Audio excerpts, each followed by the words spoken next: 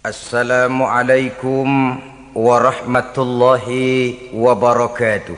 Waalaikumsalam warahmatullahi wabarakatuh. Bismillahirrahmanirrahim. Alhamdulillahi rabbil alamin.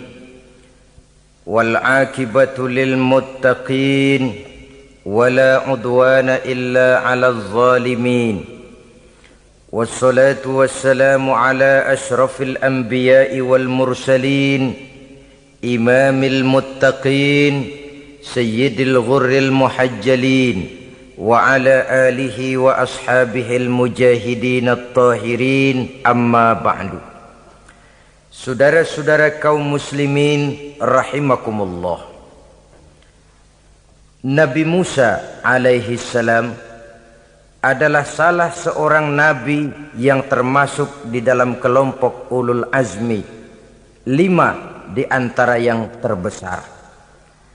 Beliau mendapat gelar kalimullah, artinya rasul yang pernah diajak dialog langsung oleh Allah Subhanahu wa taala.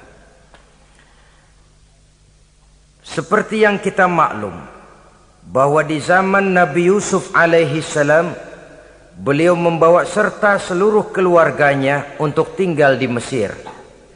Maka berkembang biaklah keturunan Bani Israel di tanah Mesir.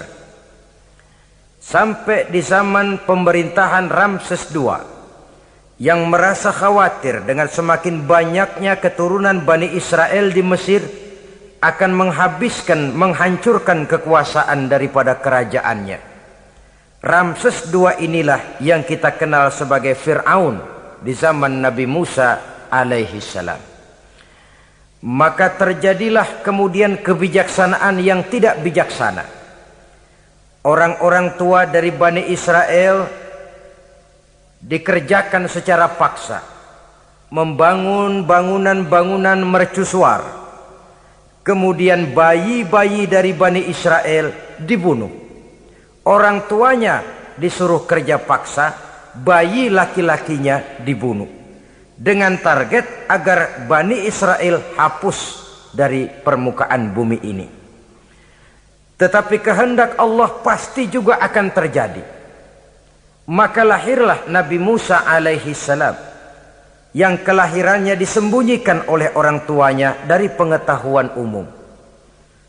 Namun bagaimanapun disembunyikan, kekhawatiran itu datang juga di hati ibu Nabi Musa alaihi salam. Allah kemudian memberikan ilham kepada ibu daripada Nabi Musa. Masukkan anakmu ke dalam satu peti, hanyutkan di sungai Nil. Itu dilakukan oleh ibu Nabi Musa alaihi salam. Dimasukkannya bayi Musa ini ke dalam peti, ditutup rapat, dihanyutkan di sungai Nil. Kemudian ibu tadi memerintahkan saudara perempuannya untuk mengikuti kemana peti ini hanyut di bawah arus sungai Nil. Adapun peti ini kemudian hanyut dibawa oleh arus sungai Nil memasuki istana Fir'aun. Maka permaisuri atau istri daripada Fir'aun melihat peti hanyut itu, diperintahkan tentaranya untuk mengambil peti tadi. Manakala peti terbuka, berisi seorang bayi laki-laki yang sangat mungil, sangat gembiralah istri daripada Fir'aun.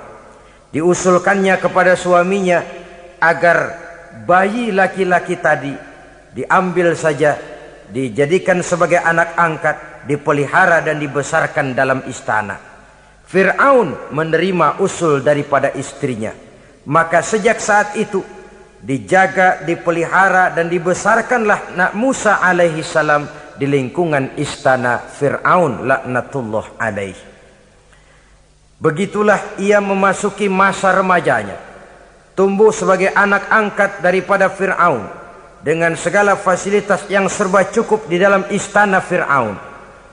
Sampai pada masanya di mana ia kemudian menyadari bahwa ia sebenarnya bukan dari keturunan orang-orang Mesir, tapi berasal dari keturunan Bani Israel. Sehingga satu hari ketika ia keluar dari istana, ia bertemu dengan orang yang sedang bertengkar Satu dari keturunan Bani Israel, satu lagi dari orang Mesir.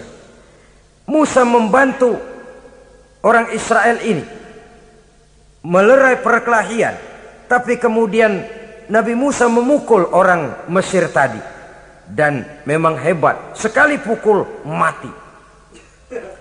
Saudara-saudara, tidak sengaja Nabi Musa itu hanya memukul, memberikan peringatan, tapi mati. Ini disembunyikan oleh Nabi Musa, tapi bagaimanapun disembunyikannya, akhirnya toh tahu. Apalagi Fir'aun sejak awal memang sudah mendapat firasat. Jangan-jangan inilah yang banyak diramalkan oleh dukun-dukunku, ahli nujum di istanaku, bahwa akan lahir seorang anak laki-laki dari keturunan Bani Israel yang akan menghancurkan kekuasaanku, memusnahkan kerajaanku. Jangan-jangan ini orangnya. Sejak hari pertama menemukan bayi Musa, Fir'aun sudah punya firasat ke arah itu. Tapi karena kalah oleh desakan istrinya, maka diterimalah Musa untuk dibesarkan di dalam lingkungan istana. Sehingga akhirnya oleh karena perasaan bersalah ini, Nabi Musa melarikan diri. Melarikan diri dari istana Fir'aun setelah nyata-nyata bahwa dia memang keturunan Bani Israel. Melarikan dirilah Nabi Musa alaihi salam keluar dari Mesir menuju negeri Madian.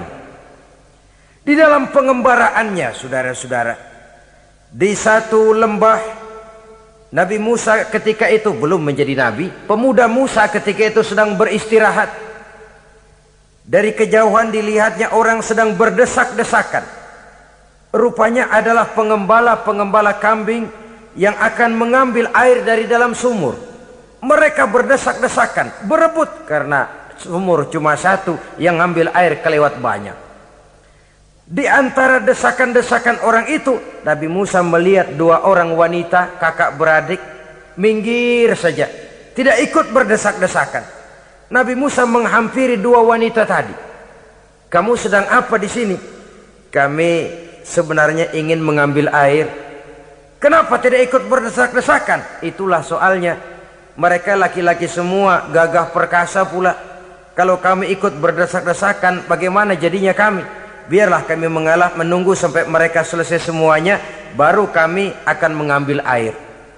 Mengertilah Nabi Musa bahwa wanita kakak beradik ini demikian halus akhlaknya, gak mau berdesak-desakan sama orang laki. Budi pekertinya sedemikian luhur. Tungguin aja dah, ntar juga beres. Kalau semua udah kan pada minggir, kita nggak pakai berdesak-desakan. Saudara hadirin, menyadari kodrat kewanitaannya, sehingga berdesak-desakan itu saja sudah dianggap bisa mengurangi citranya sebagai wanita. Biar dia ngalah aja, tungguin ntar juga rapi. Bukan malah ikut ngerangsek. Enak nih berdesakan sama orang laki nih, lumayan nih.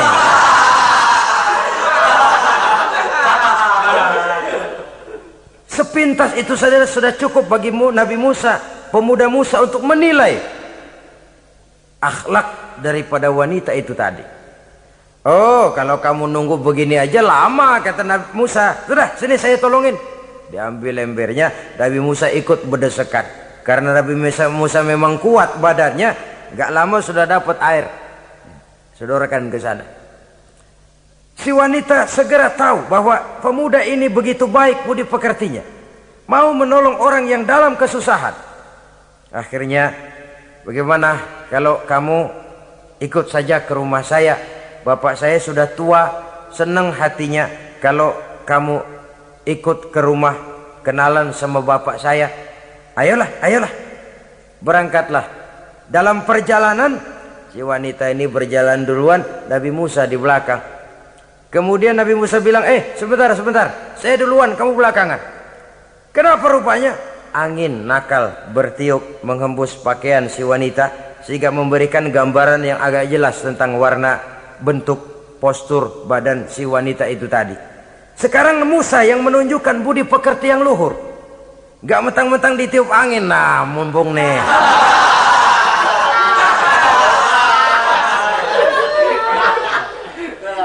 Rezeki nih, kapan lagi nyari yang begini ya?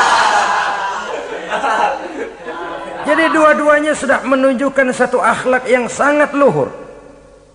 Dan manakala sampai di rumah si wanita kakak beradik tadi, diceritakanlah halnya bahwa dia ditolong oleh seorang pemuda. Inilah orangnya. Sangat bersukacitalah hati orang tua kedua wanita itu tadi. Lalu usul si wanita tadi, Pak, kita kan di sini banyak punya kambing, nggak ada yang bantuin gembala. Bapak sudah tua. Kalau ini orang kita minta tinggal di sini saja, gimana Pak? Ya terserah kamulah. Akhirnya Nabi Musa tinggal di sana. Menurut satu riwayat 8 tahun ikut mengembalakan kambing. Dan orang tua tadi tidak lain adalah Nabi Syuaib alaihi salam, yang pada akhirnya kemudian Nabi Musa dikawinkan dengan wanita itu tadi. Setelah berumah tangga, Nabi Musa ingat kembali bahwa ia sesungguhnya keluar dari Mesir karena menghindarkan diri. Bahwa kaumnya Bani Israel hidup di Mesir itu tertindas di bawah rezim kekuasaan Fir'aun yang zalim. Dikerjakan secara paksa, wanita dipermalukan, bayi-bayi laki-laki dibunuh. Tergerak hatinya. Dia sudah enak, punya mertua bijaksana, punya istri cantik, hidup tenang sebagai pengembala kambing. Tapi nurani kebangsaannya berontak. Saya tidak boleh bersenang-senang sementara bangsa saya ditindas. Saya tidak boleh menari di atas bangkai saudara saya. Saya tidak boleh tersenyum di atas penderitaan saudara-saudara saya. Saudara-saudara saya Bani Israel merintih di bawah penindasan Fir'aun. Saya harus membebaskan mereka. Diceritakanlah hal ini kepada mertuanya. Wah, ya, kalau pakai bahasa mertua, saya mau kembali ke Mesir. Untuk apa Musa? Untuk menyelamatkan saudara-saudara saya Bani Israel yang masih dalam cengkraman kezaliman rezim Fir'aun. Saya harus membebaskan mereka. Ya kalau memang itu tekadmu nak, berangkatlah. Bapak mengiringimu dengan doa. Berangkatlah Nabi Musa bersama istrinya. Sampai ketika beliau sedang istirahat di satu lembah, dari kejauhan beliau melihat ada api menyala. Beliau berkata kepada istrinya, kau tunggu di sini. Tidak lama saya akan kembali. Saya akan menghampiri api itu. Berangkat Nabi Musa ke arah api menyala tadi. Makin didekati makin terang sinarnya. Sampai kemudian terdengar suara, ya Musa, inni ana rabbuka fakhla' na'laik. Innaka bil wadil muqaddasi tuwa wa ana akhtartuka fastami' lima yuha. Wahai Musa, akulah Tuhanmu, bukalah terompahmu. Sesungguhnya engkau berada di satu lembah yang disucikan bernama lembah tua. Aku telah memilihmu Musa, dan sekarang dengarlah apa yang diwahyukan kepadamu. Pada saat itulah turun wahyu pertama, dan resmilah sudah Nabi Musa diangkat menjadi Rasul oleh Allah subhanahu wa ta'ala. Di satu lembah di Bukit Tursina. Apa wahyu yang pertama turun? Bunyinya, innani anallah la ilaha illa ana fa'budni. Sesungguhnya aku inilah adalah benar-benar Tuhanmu, tidak ada Allah selain daripada aku, maka hendaklah engkau hanya beribadah menyembah kepadaku. Ini umum saudara. Semua Rasul yang diutus Allah, inilah ajaran prinsipnya. Anallah la ilaha illa ana. Akulah Allah Tuhanmu, tidak ada Tuhan lain selain Allah. Semua Rasul membawa ajaran ini. Oleh sebab itu, bukan hanya sekadar percaya kepada Tuhan saja yang penting. Sudahlah, pokoknya kan percaya kepada Tuhan. Iya, Tuhan yang mana?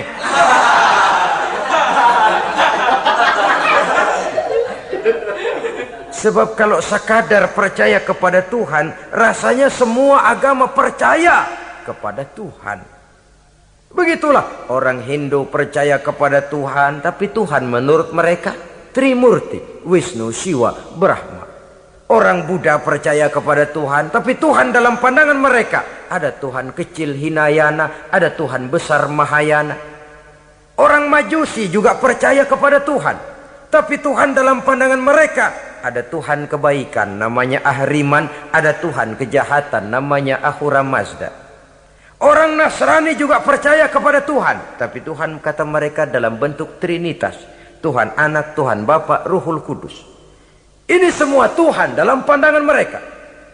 Jadi kalau sekadar percaya kepada Tuhan, percaya kepada Tuhan, percaya kepada Tuhan, Tuhan yang mana? Itu yang prinsip. Itu yang prinsip. Sebab salah kita dalam mempercayai Tuhan, kita akan terjebak ke dalam penyakit kalau tidak kufur, syirik. Dan dua-dua itu bapak moyangnya dosa. Begitu Islam menyelamatkan kita masyarakat manusia. Ya ayyuhan nasu ubudu rabbakumul ladzi khalaqakum. Hai manusia, Tuhanmu yang perlu kamu sembah itu hanyalah Tuhan yang telah menciptakan kamu. Dan itu tidak lain adalah Allah yang lam yalid wa lam yulad wa lam yakul lahu kufuwan ahad, yang laisa kamislihi syai'un.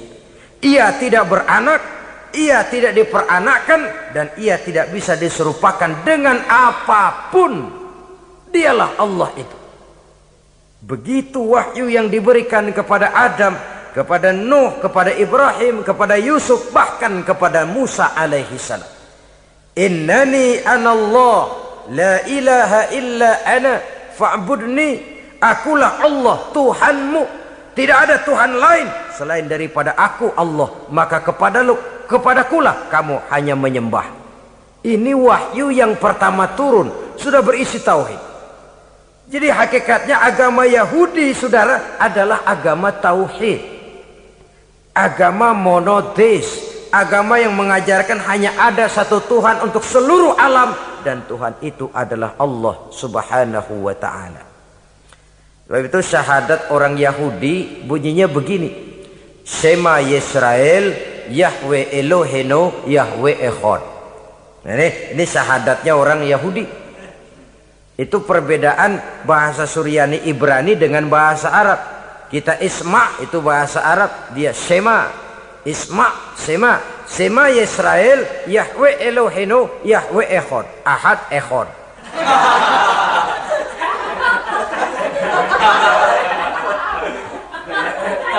Maksudnya jelas, Shema Yisrael Yahweh Elohenu Yahweh Echad. Dengarlah hai Israel, Tuhan kita ialah Tuhan yang Esa. Yahweh kata mereka, Tuhan kita ialah Tuhan yang Esa. Esa tunggal, tidak beranak, tidak diperanakan. Kalau masih beranak, masih diperanakan, jangan Esa disebut, sebab dia masih berbilang. Dan maha suci Allah daripada sifat berbilang. Jadi asas dari seluruh misi yang dibawa oleh Rasul yang 25 itu sama, tauhid inti ajarannya. Setelah tauhid, wa aqimis sholata li dzikri, dan dirikanlah solat untuk mengingat aku. Jadi solat pun diwajibkan kepada Nabi Musa. Cuma teknisnya yang berbeda. Bagaimana solat di zaman Nabi Musa, bagaimana solat di zaman Nabi Sulaiman, bagaimana solat di zaman Nabi Muhammad. Prinsipnya sama, solat. Teknisnya yang berbeda. Di zaman Nabi Sulaiman, konon solat itu tidak pakai ruku, tidak pakai sujud, diri saja. Makanya Nabi Sulaiman itu menurut riwayat meninggalnya dalam posisi berdiri. Artinya apa? Dalam keadaan solat beliau itu. Bukan diri ngejedek kayak kita nungguin bus, bukan.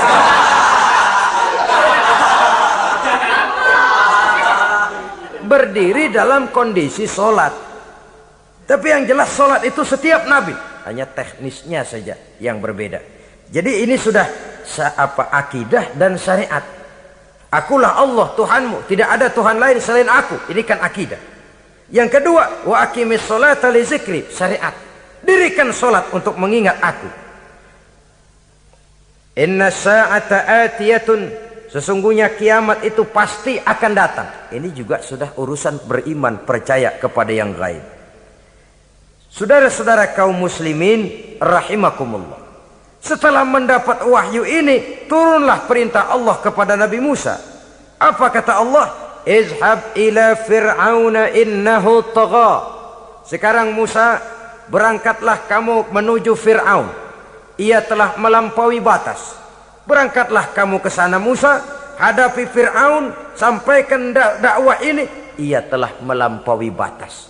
Innahu tagha, ia telah berlebih-lebihan. Nah, saudara-saudara, jadi dua fungsi sudah.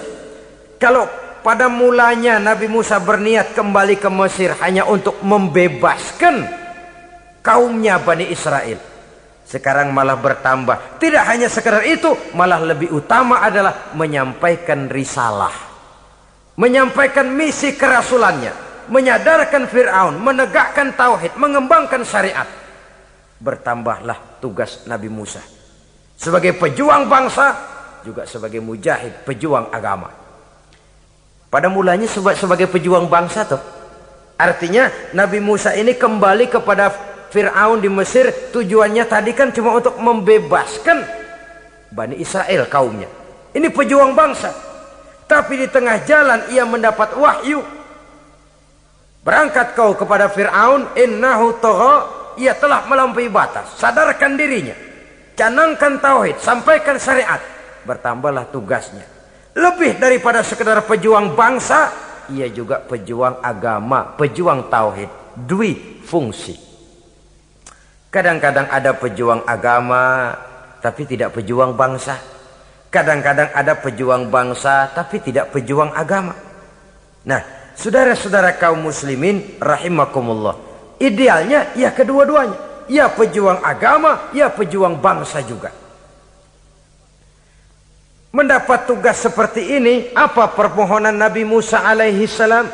Beliau berkata, qala rabbi shrah li sadri wa yassir li amri wahlul 'uqdatam min lisani yafqahu qawli waj'al li waziran min ahli Haruna akhi usdud biha uzri.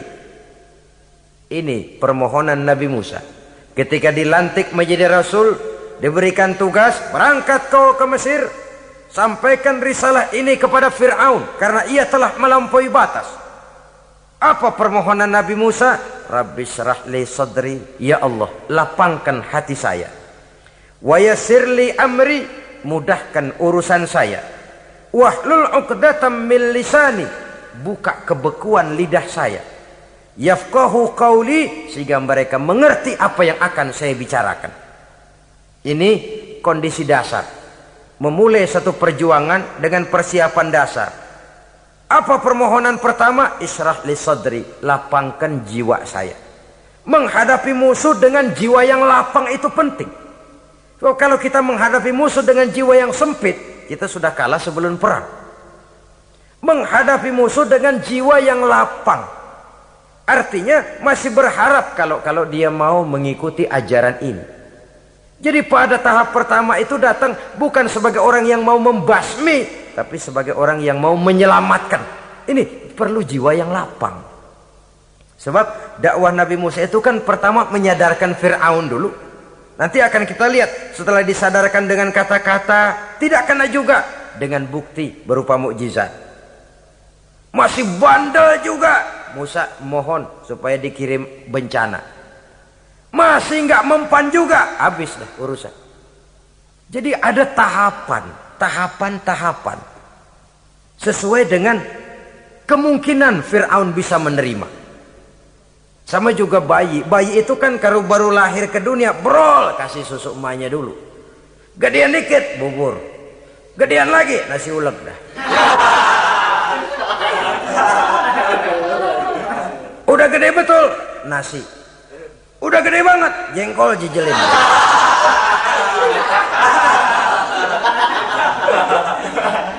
Jadi ada semacam tahapan.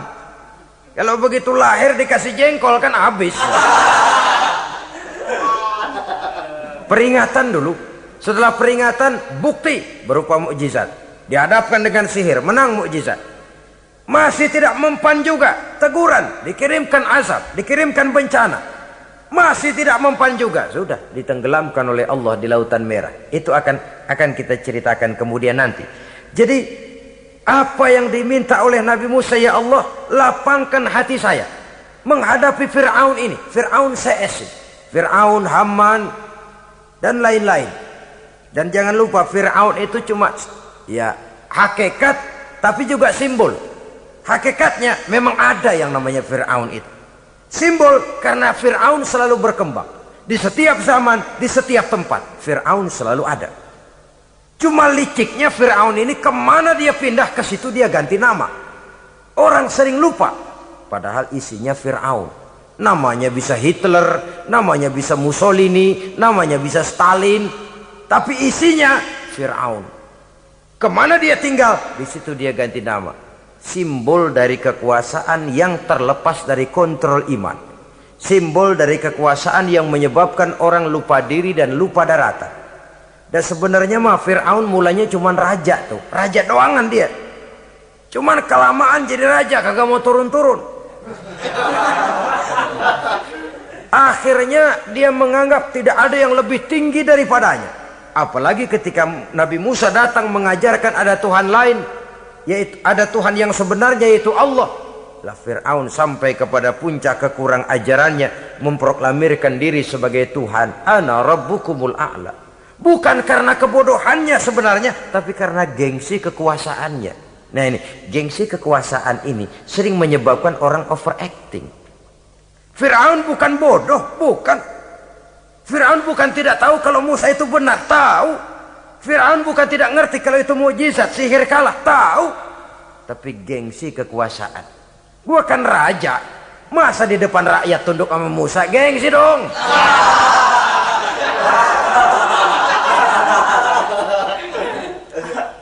Cobalah lihat, gengsi kekuasaan sering membuat orang mau menginjak-injak kebenaran, mau membohongi hati nuraninya sendiri, mau membohongi kolbinya, hatinya.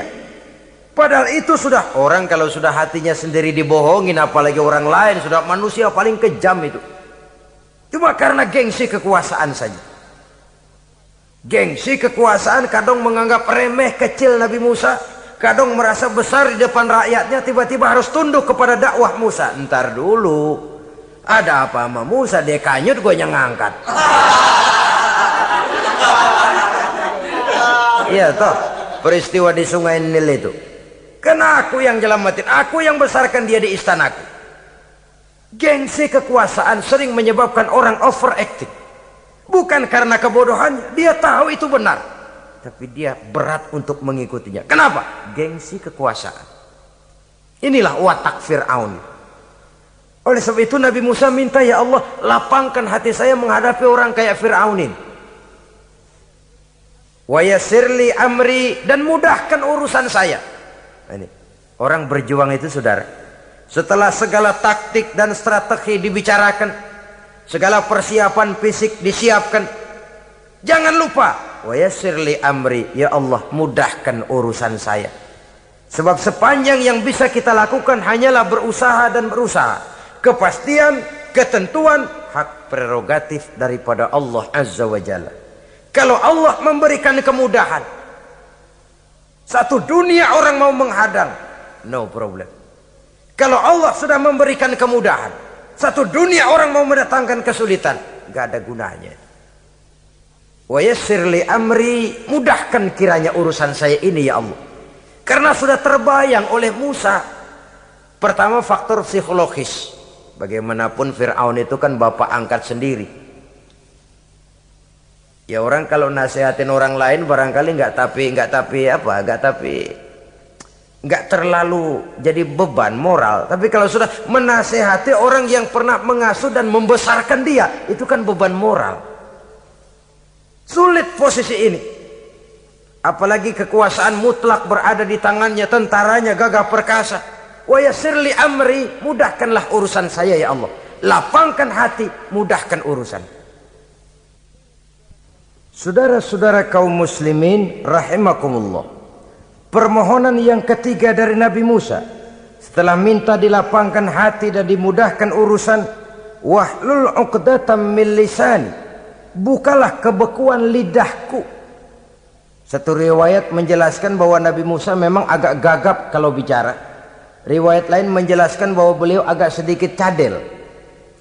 Tapi yang jelas, minta agar dibukakan kebekuan lidah. Ini mengandung satu pelajaran.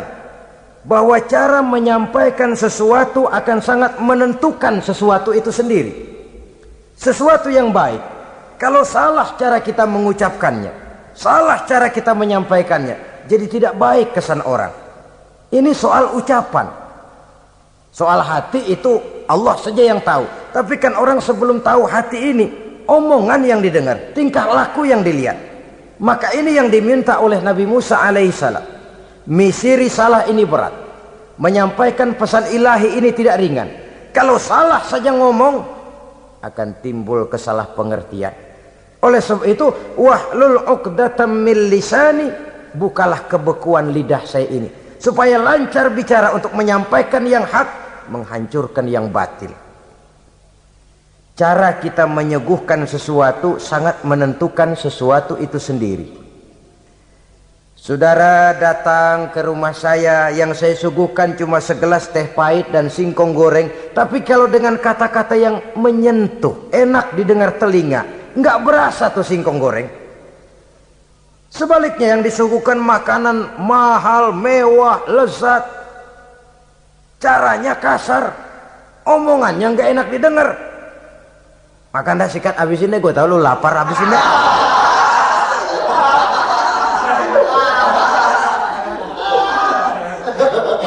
Rasanya biar lapar juga nahan juga gitu. Apa itu? Bukan makanannya yang tidak enak, bukan kita nggak doyan, bukan, caranya itu loh, caranya. Nah, Islam ini agama yang baik.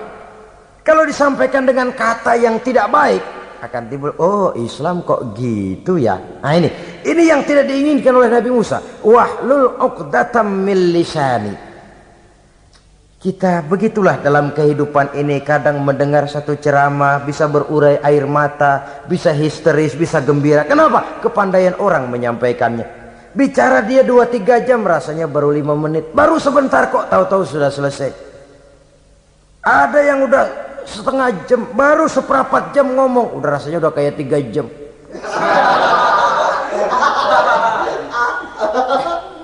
Kita udah berbisikkan, udah dah.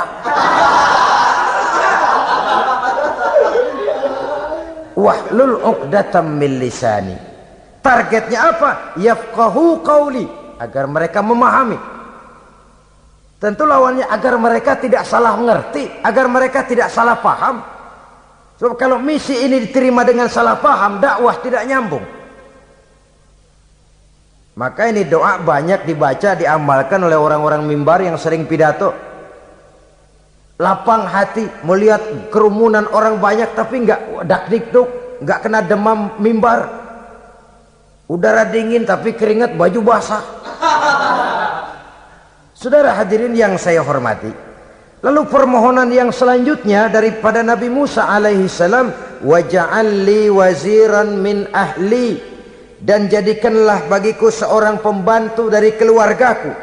Siapa? Haruna akhi, dia tidak lain adalah saudaraku Harun. Usdud biha uzri, akan saya limpahkan kepadanya segala beban-beban yang saya derita. Artinya orang berjuang perlu teman, nggak bisa sendirian. Nggak, bagaimanapun hebatnya kita tetap memerlukan bantuan daripada orang lain. Sendiri memang lebih baik daripada berteman orang jahat. Tapi berdua lebih baik daripada sendiri. Bertiga lebih baik daripada berdua. Makin banyak, makin baik. Untuk satu persoalan yang besar, memerlukan kebersamaan. Begitulah Nabi Musa memberikan contoh. Saya tidak bisa berjuang sendiri. Saya minta dibantu oleh saudara saya Harun. Jadikan dia pembantu saya. Tempat saya membagi suka dan duka dalam perjuangan ini. Tempat saya bercerita, tempat saya mengeluh, tempat saya melarikan persoalan. Sebab beban hati itu akan berkurang kalau kita ada tempat kita bercerita. Nah, saudara-saudara, berangkatlah Nabi Musa ke Mesir. Kemudian mulai menyampaikan dakwahnya kepada Fir'aun, laknatullah alaih. Fir'aun mendengar Musa datang kembali. Kemudian terjadilah forum dakwah itu. Apa kata Fir'aun? Musa, kamu kemana saja? Saya pergi ke Madian. Apa yang kamu lakukan? Begini, begini, begitu.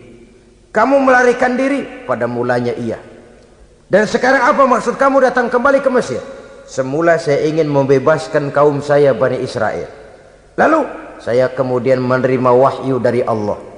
Ditugaskan, diperintahkan langsung oleh Allah Sang Maha Komandan untuk datang menemui Tuhan, menyadarkan Tuhan dari kesesatan selama ini. Siapa Allah itu Musa? Allah adalah Tuhan saya dan Tuhan juga dan Tuhan seluruh alam ini. Baru nih Musa. Saya baru dengar nih. Ada yang begini nih. Tuhanlah pakai nggak kelihatan. Tuhanlah cuma satu. Yang Tuhannya banyak aja masih kelaparan.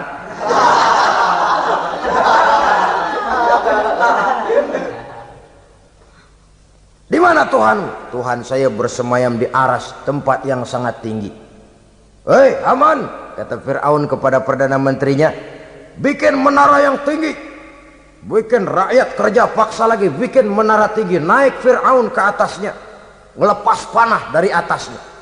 Menurut satu riwayat, panah itu ditangkap oleh malaikat, ditublaskan ke ikan, lalu dikembalikan lagi kepada Fir'aun dalam kondisi di mana panah itu berdarah.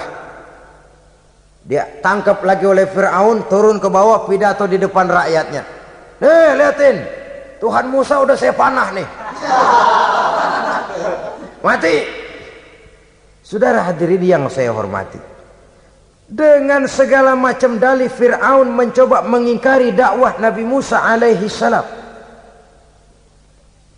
Baiklah Musa, andai kata kamu benar, apa buktinya? Tuhan mau apa? Kamu sanggup menandingi tukang sihir saya? Insya Allah. Ayo kumpul tukang sihir, kumpul. Kumpulkan tukang sihir, dilepaskan tali-tali kecil, berubah jadi ular mengejar Musa. Musa oleh Allah difirmankan, lemparkan tongkatmu Musa. Musa melemparkan tongkatnya. Tongkat Musa kemudian berubah menjadi ular besar yang menerkam ular-ular kecil tadi. Habis itu ular kecil ciptaan tukang sihir Fir'aun. Begitu hebat mukjizat yang diberikan Nabi Musa, dan Fir'aun tahu itu mukjizat. Tapi dia ingkar juga. Tidak mau beriman. Sudah nyata bukti, sudah jelas saksi, dia tetap ingkar. Akhirnya Nabi Musa berdoa memohon kepada Allah, Rabbana innaka ataita fir'auna wa mala'ahu zinatan wa amwalan fil hayatid dunya. Wahai Allah, sungguh engkau telah memberikan kepada Fir'aun dan para pembesarnya zinatan, segala macam perhiasan, wa amwalan, dan segala macam harta benda, fil hayatid dunya, di dalam kehidupan dunia ini. Rabbana liyudillu an sabilik, semuanya hanya menyebabkan mereka jadi sesat dari jalanmu. Rabbana tmis ala amwalihim, ya Allah binasakanlah mereka di dalam hartanya. Wasdud ala qulubihim, tutuplah pintu hatinya. Fala yu'minu hatta yarawul azabal alim, mereka tidak akan beriman sampai mereka melihat azab yang sangat pedih. Sudah dibuktikan dakwah baik-baik tidak mempan, bukti berupa mukjizat tidak kena, sampai dikirimkan teguran berupa berbagai macam bencana masih tidak juga beriman. Akhirnya Nabi Musa memutuskan, kalau begitu menyelamatkan kaum dululah. Kaumnya Bani Israel dibebaskan dari perbudakan, dibawa oleh Musa keluar dari Fir'aun, dari Mesir, dikejar oleh Fir'aun. Dalam pengejaran ini sampailah Nabi Musa di tepian Laut Merah. Buntu, depan laut, belakang tentara Fir'aun. Maju kecebur, mundur kepergok musuh, nggak ada pilihan lain. Dalam kondisi seperti ini, Allah subhanahu wa ta'ala berfirman kepada Musa, lemparkan tongkatmu ke laut, hai Musa. Musa melemparkan tongkatnya ke laut. Terjadilah mukjizat. Laut terbelah, jalan muncul ke permukaan laut. Lewat Musa di jalan itu, Fir'aun terus mengejar. Ketika Musa sampai di tepian sebelah sana, Fir'aun masih di tengah jalan. Laut menutup kembali, hilang itu jalanan. Fir'aun dan seluruh tentaranya tenggelam di Lautan Merah, mati. Pada saat kondisi seperti itulah Fir'aun dalam keadaan menghadapi sakaratul maut, napas cengap-cengap, hampir putus di leher, berkata dia, amantu bi Rabbi Musa wa Harun. Kalau begini mah saya juga percaya dah sama Tuhan, percaya dah sama Tuhannya Musa dan Tuhannya Harun. Kata malaikat maut, kemarin kemana mas?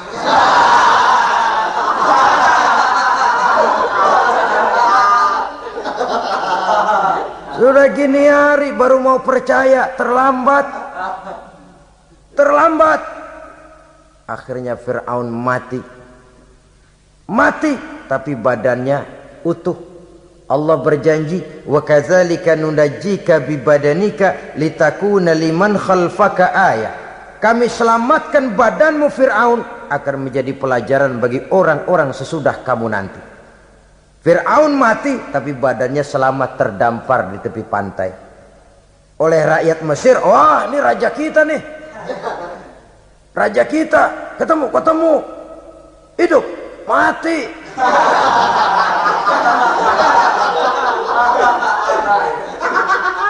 Kemudian sesuai dengan tradisi raja waktu itu, dimumilah badannya, diawetkan, sehingga sampai sekarang jenazah atau jasad daripada Fir'aun ini masih tersimpan dengan baik di museum negara di Mesir itu. Saudara-saudara kaum muslimin rahimakumullah.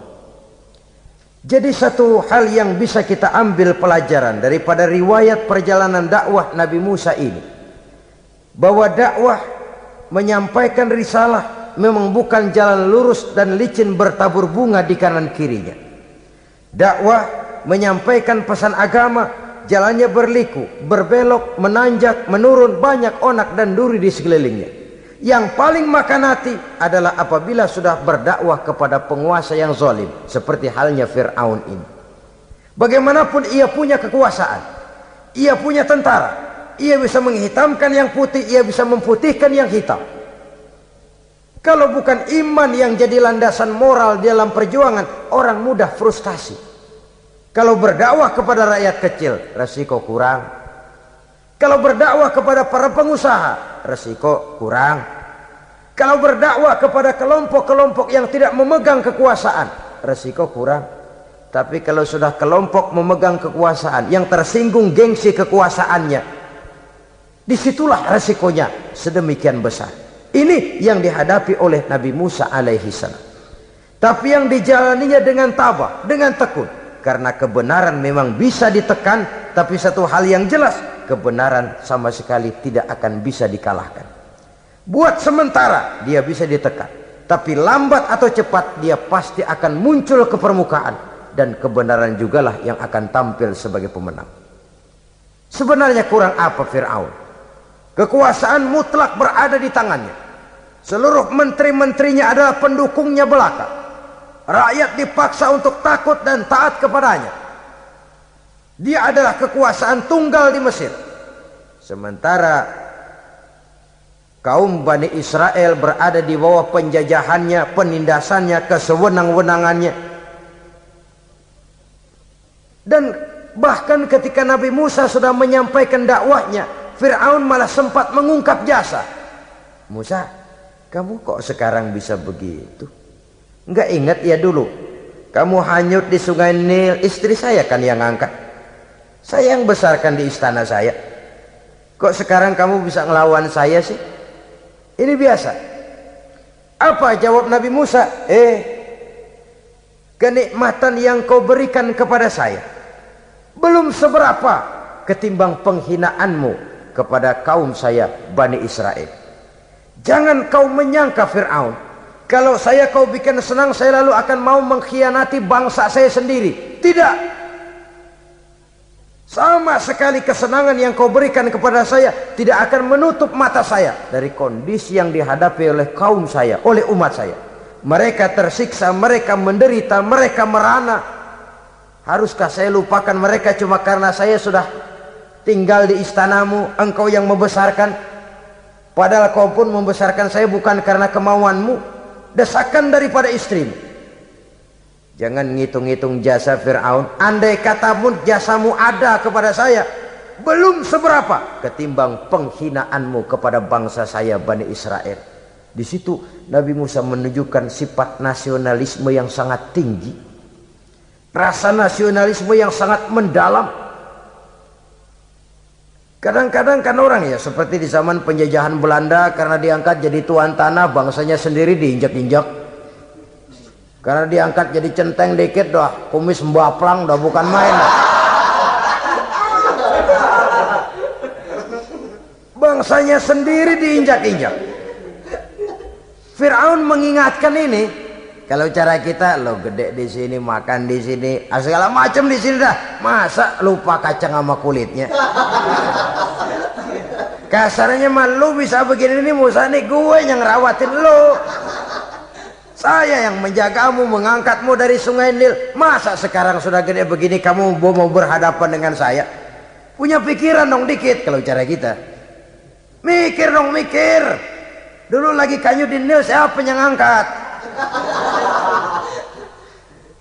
Musa tidak membantah. Betul itu Fir'aun, betul. Tapi apalah artinya semua itu ketimbang penghinaan yang engkau berikan kepada bangsa saya. Saya tidak mungkin menari-nari di atas bangkai umat saya. Saya tidak mungkin bersenang-senang di atas penderitaan kaum saya. Dan saya tidak mungkin senyum ceria di atas derita daripada kaum saya. Dengan tidak melupakan jasamu, saya tidak akan merubah pendirian saya. Saya ingin membebaskan penjajahan. Saya ingin membebaskan kaum saya Bani Israel dari belenggu penindasan. Kalau engkau sudah tidak mau mendengar dakwah yang saya sampaikan, tidak mau bertuhan Allah, tidak mau menyembah kepadanya, tetap dengan keangkuhan dan kesombonganmu sekarang ini, okelah, berjalanlah dengan keyakinanmu. Tapi saya harus membebaskan kaum saya Bani Israel. Saudara-saudara kaum muslimin rahimakumullah, itulah jalan dakwah, jalan menyampaikan risalah agama, risalah Islam. Sekali lagi, bukan jalan lurus bertabur bunga, tapi agama memberikan ajaran, balighu anni walau ayat, sampaikan dari aku walaupun cuma sekedar satu ayat saja. Tugas ini memang mulia tapi berat. Tugas ini memang terhormat tapi penuh resiko. Ya kalau menyampaikan asal sekedar menyampaikan, sudahlah, pokoknya nyampein, percaya syukur kagak, udah dah. Bukan cuma sekadar itu, ada semacam tanggung jawab moral.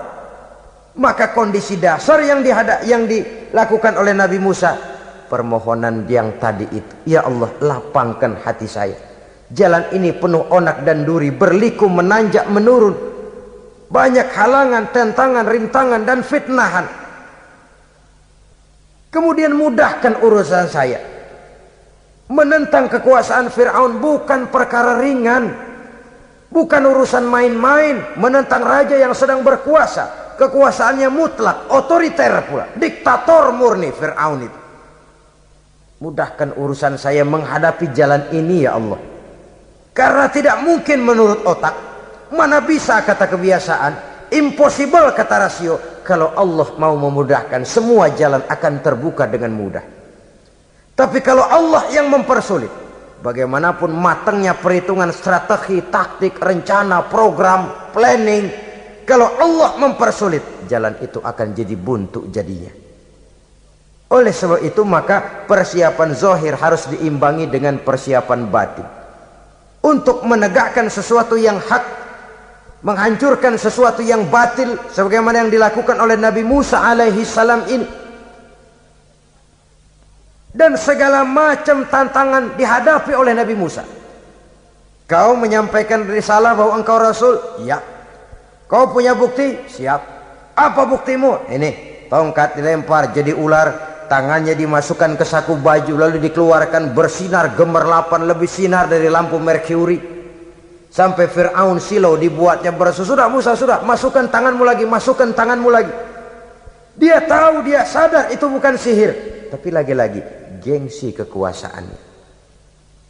Sehingga pantas kalau Nabi pernah bersabda, afdalul jihad kalimatu haqqin inda imamin jair. Jihad yang paling besar adalah mengucapkan kebenaran di depan penguasa yang zalim. menyampaikan kebenaran di hadapan penguasa yang zalim. Tapi kan berat, saudara, sulit, apalagi kalau belum apa-apa udah ngeri. Udah jangan dah.